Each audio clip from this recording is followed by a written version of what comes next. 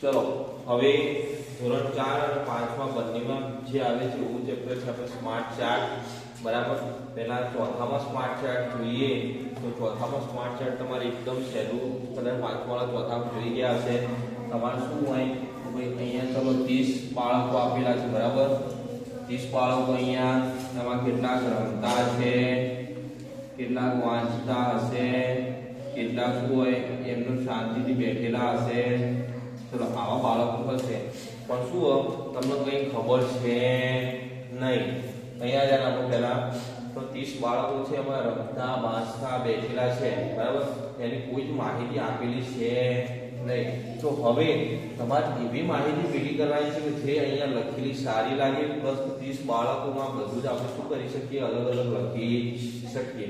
હવે અહીંયા મેં રમતા વાંચતા બેઠેલા છે કદાચ મારે એમ જોવું હોય કે ચલો બેઠેલા કેટલા છે તો આમાંથી મને એમને ખબર પડશે. તો એના માટે હું શું કરીશ 400 રૂપિયા લખવાનું કરીશ. 400 રૂપિયા લખવા માટે શું કરીશ કે ચલો ભાઈ 30 બાળકો છે બરાબર. તો એમાંથી હું ચાર્ટ માટે લખીશ તો ભાઈ ચલો એમાંથી 8 બાળકો શું કરે છે રમે છે બરાબર. ચલો અને 12 બાળકો શું છે વાંચે છે અને એમાંથી 10 બાળકો શું છે શાંતિથી બેઠેલા છે બરાબર. તો આ મેં શું કર્યું 30 બાળકો ખરા ટોટલ પણ મેં શું કર્યું એનો એક આખો ચાર્ટ બનાવ્યો બરાબર છે. થઈ ગયું ચાર્ટ. શું કર્યું મેં તો રમતા 8 બાળકો, વાંચતા 12 બાળકો અને બેઠેલા 10 બાળકો એટલે બધા થઈ ટોટલ કુલ કેટલા છે 30 બાળકો છે. હવે જો આ ચાર્ટ રીતે હોય એ સારું લાગે કારણ કે ડાયરેક્ટ 30 લખેલા હોય સારું લાગે. તો ચાર્ટ રીતે હોય સારું લાગે કેમ કે એમાં તમને બધી માહિતી મળી રહેશે તો ભાઈ આટલા બેઠેલા છે આટલા વાંચે છે. જ્યારે આમાં તો 30 બાળકો ટોટલ આપેલા હોય જે તમને કોઈ માહિતી આપી શકતા નથી બરાબર છે. તો આ છે તમારે ચાર્ટ સ્વરૂપે લખવાની રીત બરાબર છે. ચલો હવે તમારે આવે છે તમારે ઘરનો ચાર્ટ બનાવવાનો છે. એમાં તમારે જુઓ સભ્યોના નામ લખવાના છે. સભ્યો એટલે ઘરના હોય એવા બરાબર છે. પછી એમને પસંદ હોય એવું લખવાનું છે અને ના પસંદ હોય એવું. ચલો આનાથી ફાયદો શું થશે તો હું જ્યારે આ ચાર્ટ લઈને બેસીશ ત્યારે મારા ઘરના સભ્યોનું બધી જ માહિતી મને એક જ સાથે મળી રહેશે. તો ભાઈ મારા ઘરના આ વ્યક્તિને આટલું ગમે છે અને આટલું ગમતું નથી બરાબર છે. ચલો હવે અહીંયા ઘરના સભ્યોમાં આપણે ફોર એક્ઝામ્પલ તરીકે લખીએ તો અહીંયા પહેલા આપણે મમ્મી લખીએ એટલે એમાં માતા બરાબર છે. પછી છે પિતા અને પછી છે ભાઈ આવું છે.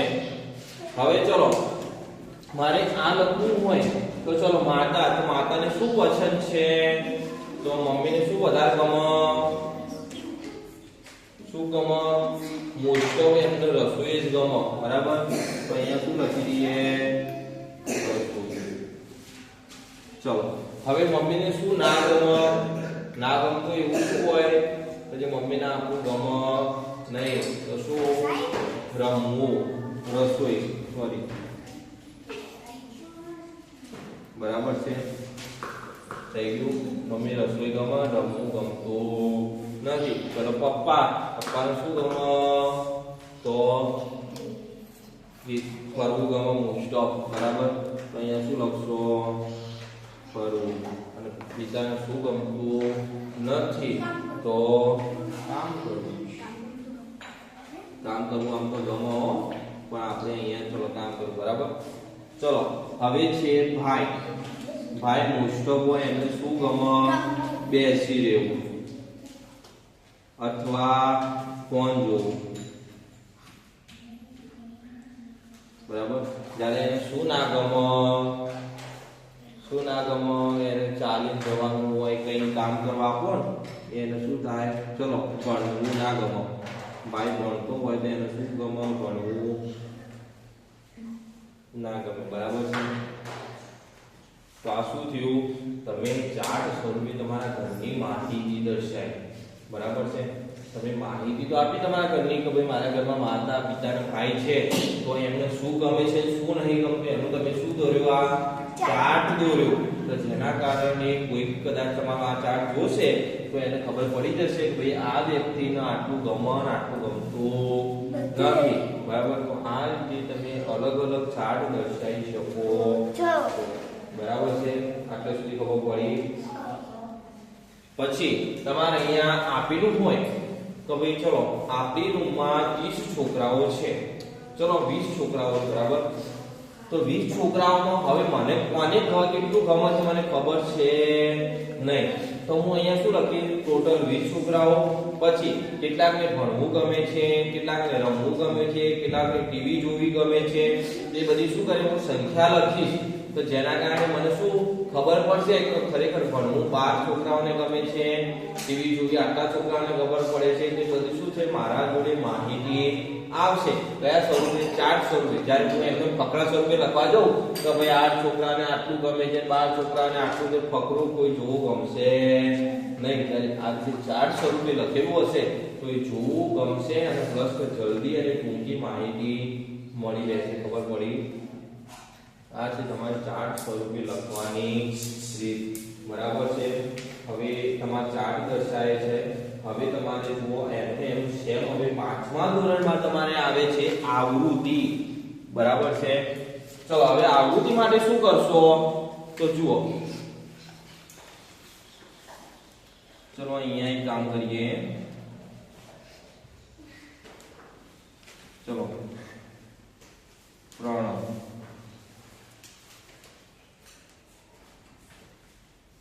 શિવમ, બરાબર છે, પર્વ અને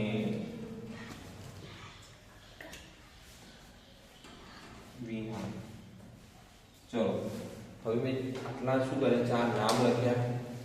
બરાબર. હવે આ 4 નામ પરથી મારે શું કરવાનું છે? એક ચાર્ટ બનાવવાનો છે. તો હું શું કરીશ? પહેલા એક બોક્સ બનાવી દઈશ.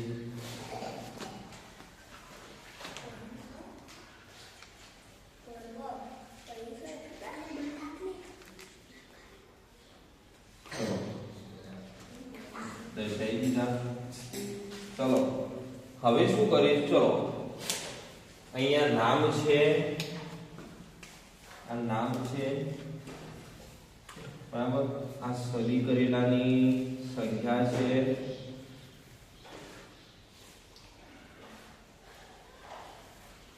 અને આ છે ટોટલ રન.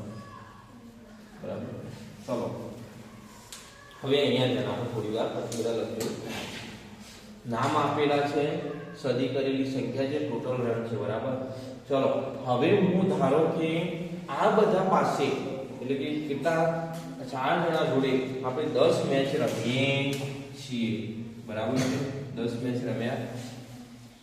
ચલો હવે શું કરશું? તો પહેલી મેચમાં કોને જેટલી સદીઓ મારી હોય એટલે આપણે શું કરવાના? લીટા દોરવાના. ચલો ફોર એક્ઝામ્પલ તરીકે આપણે લઈએ તો પ્રણવ પહેલી મેચ ચાલુ કરી તો પ્રણવે એમાં એક સદી મારી. પછી પર્વએ અને વિહાન. બરાબર છે. બીજી મેચ આવી એમાં શિવમે, પર્વએ અને વિહાને. ઓકે. ત્રીજી મેચ આવી તો એમાં શું કર્યું? બધાએ સદી મારી. બરાબર છે. 3 થઈ ગઈ, અમુકમાં 2 થઈ. ચલો હવે પાછી ચોથી મેચ આવી એમાં શું કર્યું? બધાએ સદી મારી. તો મેં શું કરે 4 રીતે બોલ્યા 4 મેચ રમ્યા. હવે 5મી મેચ આવી જેમાં પ્રણવે સદી નહીં મારી, શિવમે નહીં મારી. હવે પર્વએ પાંચમી મેચમાં સદી મારી. તો હું 4 લીટા કર્યા. હવે 5મું લીટું આમ ઊભું કરીશ નહીં. એને શું કરીશ? આ છેલ્લા લીટાનો ઉપરનો ખૂણો અને પહેલા લીટીનો નીચેનો ખૂણો આ બંનેનો હું શું કરીશ? જોડી દઈશ. એટલે 1 2 3 4 લીટા અને 5મું આડું લીટું. 5મી મેચ ત્યાં સેમ વિહાને 5મી મેચમાં એમ કર્યું તો એની શું કરીશું? આ રીતે કરીશ.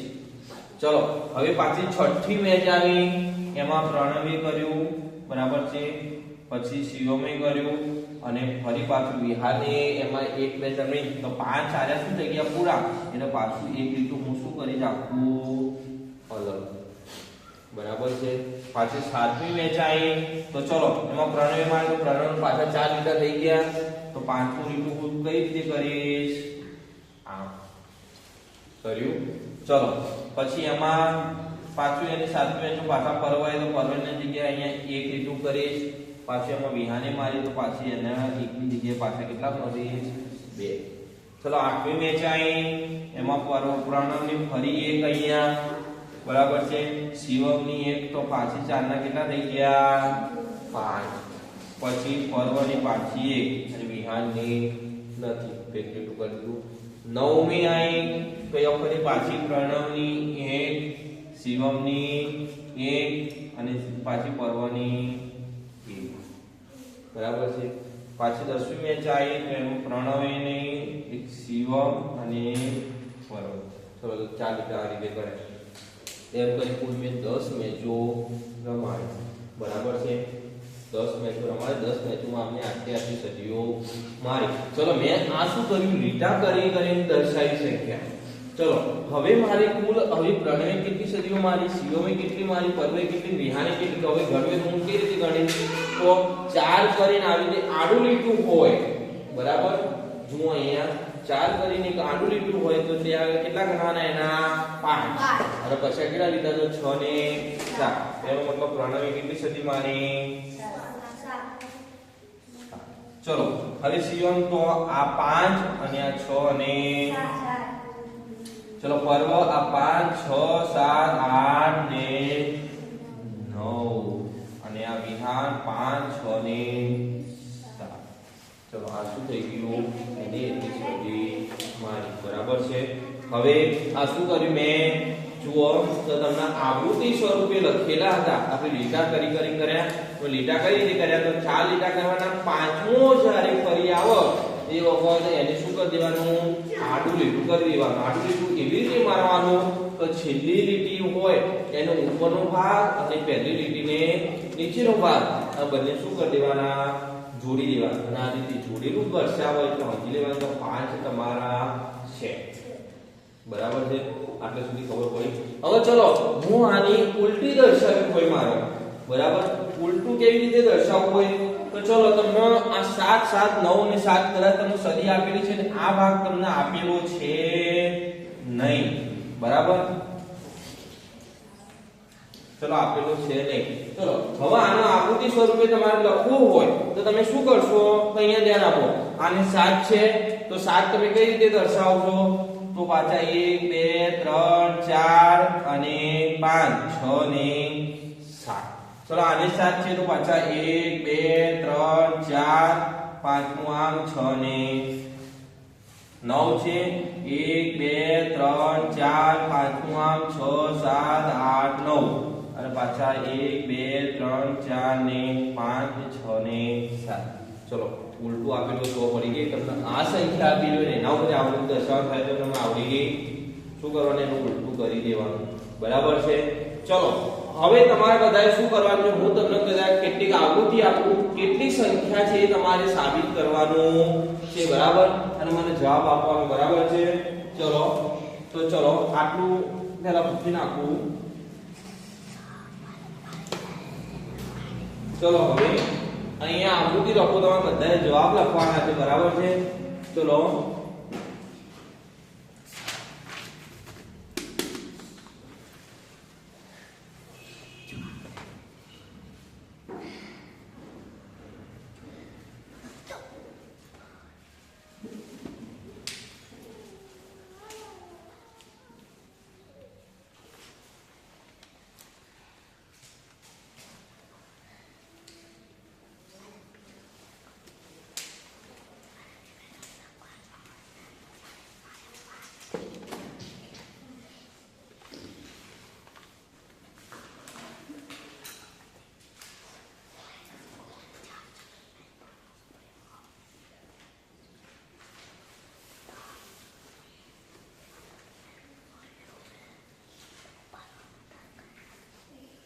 ચલો હવે આની સંખ્યા બોલવાની છે. ચલો હવે આ કેટલી સંખ્યા હશે? હું તમને આવું આપેલું છે તો બોલો આ કેટલી સંખ્યા હશે?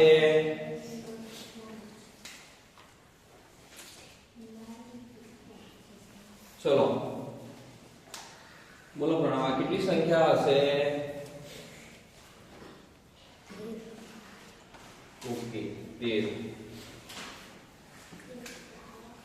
ચલો 13 તમે કઈ રીતે ગણ્યો? તો 5 5 જો આડું લીધું હોય એ કદી ગણવા જવાની હંમેશા 5 જ હોય. આપણે ગણવાના કયા? તો જેના ઉપર આડું લીધું ના હોય ને એટલા ખાલી ગણવાના.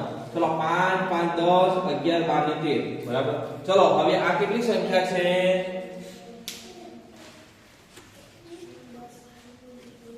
10 છે. 9. ઓકે કેટલી છે? 9. અહીંયા આડું લીધું છે નહીં, અહીંયા 5 છે એટલે કે જો આડું લીધું એટલે આરે 5, આના ઉપર આડું લીધું છે નહીં એટલે 6 7 8 ને 9. 10મું આડું લીધું છે નહીં. ચલો આ કેટલા છે? પાછળ રોહિત કેટલા છે? આરે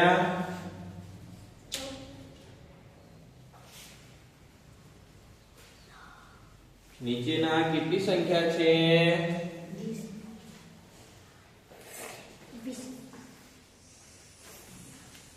કેટલી સંખ્યા છે? 20. આ છે 20. શું કર્યું? જેટલા લીટા હતા 1 2 3 ને 4 એટલે 5 5 10 5 15 એટલે 5 20. આડું લીટું હોય એ હંમેશા 5 હોય. આટલે સુધી ખબર પડી? ઓકે ચલો હવે આટલે સુધી તમને ખબર પડી ગઈ બરાબર છે? તો જેમાં શું હોય કે પાઈ ચાર્ટ હોય, આ રીતે તમને લીટા આપેલા હોય એને તમે કઈ રીતે અને શું કરશો બરાબર. ઓકે હવે ખાસ ધ્યાન રાખવાની, તમારે જે આડું લીટું હોય એને 5 લઈએ જ દેવાના. એ લીટા કદી ગણવા જવાના નહીં. ખાલી કેવા લીટા ગણવાના કે જેમાં આડું લીટું છે નહીં.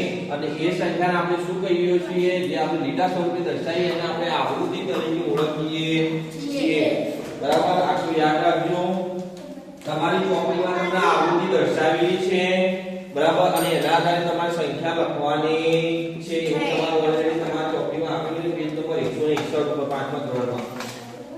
પછી હવે તમારે આપેલું છે પાછળ વિદ્યાર્થીઓની સંખ્યા અને મદદ કરનારની સંખ્યા, જે તમને ચોથામાં આપણે ચોથામાં માટે શીખવાડ્યું છે એવો ચાર્ટ છે અને એવો તમારે બનાવવાનો છે.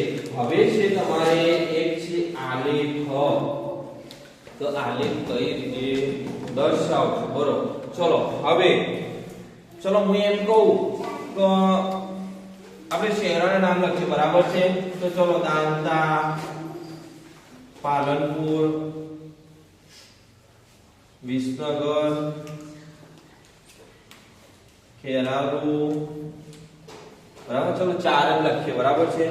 ચલો હવે હું એમ કહું કે ચલો ભાઈ દાંતામાં આજનું ટેમ્પરેચર કહીએ આપણે તો કેટલું હતું? તો 8°C તાપમાન હતું બરાબર છે. ચલો પાલનપુરમાં, તો પાલનપુરમાં 10°C હતું. ચલો વિસનગરમાં તો 7°C હતું અને ખેરાલુમાં 6°C હતું બરાબર. ચલો મેં આ શું દર્શાવ્યું? અલગ અલગ શહેરોના અલગ અલગ તાપમાન દર્શાવ્યા. હવે જો આ જ્યારે ચાર્ટને મારે આલેખ સ્વરૂપે લખવો હોય તો હું શું કરીશ? પહેલા શહેરો અને શું છે આપણું તાપમાન, તો પહેલા આલેખ હું દોરી દઈશ. કઈ રીતે? એ આ થઈ ગયો આપણો આલેખ બરાબર છે.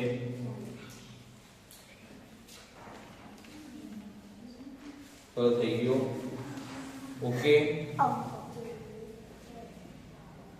હવે બે ટોપિક છે તમારા જોડે, એક શહેરનું નામ અને એક છે તાપમાન. તમે કાં તો શહેરનું નામ અહીંયા લખો કાં તો અહીંયા શું લખો? તાપમાન. ચલો હું અહીંયા શહેરનું નામ લખું ફોર એક્ઝામ્પલ તરીકે. તો જુઓ શહેરનું નામ અને અહીંયા છે તાપમાન બરાબર છે. ચલો હવે અહીંયા શહેરનું નામ લખું તો અહીંયા છે દાંતા બરાબર છે. અહીંયા છે પાલનપુર, અહીંયા છે વિસનગર, અને અહીંયા છે ખેરાલુ, બરાબર છે. ચલો અહીંયા તાપમાન દર્શાવવું હોય તો 1 2 3 4 5 6 7 8 9 10 અને 11. ચલો મેં શું કર્યું, અહીંયા તાપમાન દર્શાવી કાઢ્યા, અહીંયા જેના પર હોય પછી લોકો અહીંયા મેં તાપમાન દર્શાવી કાઢ્યું, અહીંયા શું કર્યું શહેરનું નામ દર્શાવી કાઢ્યું, બરાબર. હવે આ ચાર્ટમાં જોઈને હવે તમારે અહીંયા દર્શાવ ફોર એક્ઝામ્પલ કરીએ. ચલો અહીંયા દાંતા છે, તો હવે શું કરો, દાંતા તાપમાન કેટલું છે 8°C. તો ચલો અહીંયા દાંતા છે, તો દાંતામાં છેક 8°C આવે ત્યાં અહીંયા 900, અહીંયા 8°C આવે તો દાંતામાં એક્ઝેક્ટ અહીંયા શું કરવાનું, અહીંયા ટપકું કરી દેવાનું. શું કર્યું તમે, અહીંયા દાંતા જેટલો હતું એટલાથી ઊભી લીટી દોરી કેટલા સુધી, જેટલા 8°C આવ્યું ત્યાં. હવે ફરી કઈ લઈ લો, પાલનપુર. ચલો પાલનપુર એનું કેટલું છે 10°. તો ચલો પાલનપુર થી પાછી હું ઊભી લીટી દોરીશ કેટલા સુધી, 10°C સુધી થઈ ગયું.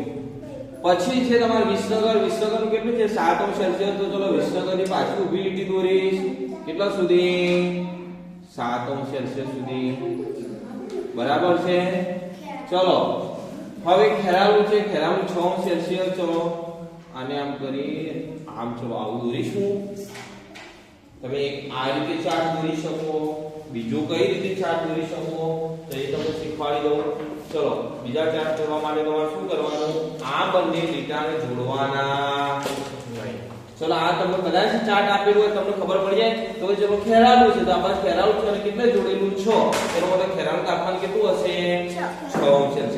ચલો કદાચ આ ના આપેલું હોય તો ચાર્ટ ઉપરથી તમને ખબર પડી જશે. ઓકે, હવે જ્યારે આપણે આ રીતે એને જોડતા નથી, બરાબર, અને બીજી રીતે આપણે જોડીએ તો જુઓ શું કરવાનું. તો જુઓ પહેલા દાંતા છે, તો દાંતા એટલે એનું કેટલું છે 8°C. તો હું અહીંયા દાંતાને શું કરીશ, અહીંયા 8°C સુધી આમ કરીને આમ દોરીશ. ચલો 8°C. પછી અહીંયા છે પાલનપુર. પાલનપુર નું છે 10°C. તો છે અહીંયા 10 સુધી હું કરીશ.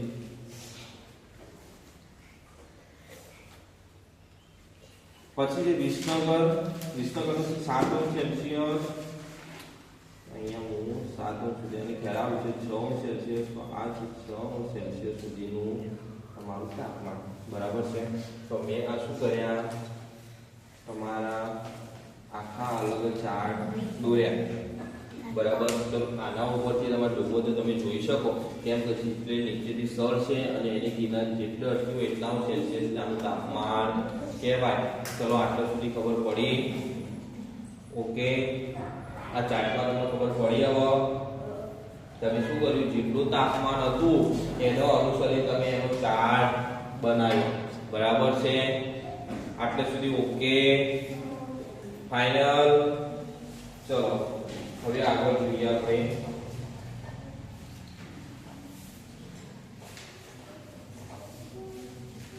તમારે આગળ છે પછી ડાયરેક્ટ ચાર્ટ આપેલું હોય અને એના ઉપર તમારે દિવસો શોધવાના. જે તમને આના અગાઉ તમને જે ચાર્ટ શીખવ્યો, બરાબર, કે જે અહીંયાથી લઈને અહીંયા જોડેલો હોય એનું માપ દર્શાવતા હોય. તમારે આપેલું માપ ના આપેલું ના આપણે તમને ખબર પડે, બરાબર. અને આ દોરવા માટે ફૂટપટ્ટીનો ઉપયોગ ખાસ કરવાનો.